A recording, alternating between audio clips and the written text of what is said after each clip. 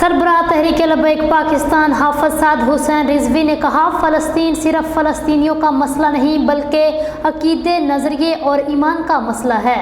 फ़लस्तीनियों की कामयाबी पूरी उम्मत की कामयाबी है। ये लड़ाई जिहाद, मस्जिद अक्सा, कुरान की हिफाजत के लिए है। फ़लस्तीनियों को शिकस्त यहूदियों और सेहूनियों की कामयाबी होगी। मरकज़ से जारी अपने बयान में इन्होंने कहा कि फ़लस्तीन में इसराइल की जानिब से जिस जुल्म सितम और वहशियाना कार्रवाइयों का मुजाहरा किया जा रहा है, इस पर मुस्लिम हुक्मरानों की खामोशी से साबित होता है कि दुनिया में अमरीकी बयानिया किसी हद तक मजबूत है। अहले फ़लस्तीन के लिए मगरबी इस्टेब्लिशमेंट का तासुब पसंदाना रवैया सरासर नाइंसाफ़ी और जुल्म पर मबनी है। फ़लस्तीनी अवाम पूरी उम्मत की लड़ाई लड़ रहे हैं। फ़लस्तीनी अरसे मुक़द्दस के दिफा के लिए डटे हुए हैं।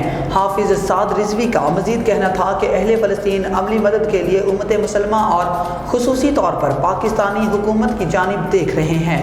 मसला फ़लस्तीन पर हुक्मरान सियासी क़यादत महज बयानात देने से बरी ज़मा नहीं हो सकता है। सियासी क़यादतों को दावत देता हूँ कि वो फ़लस्तीन को बचाने की जिदोजहद में शरीक हो जाएँ। जल्द हुक्मरानों के मुर्ता ज़मीरों को झंझोड़ने और मज़लूम फ़लस्तीनियों की हकीकी मानों में आवाज़ बनने के लिए अहले पाकिस्तान को कॉल देंगे।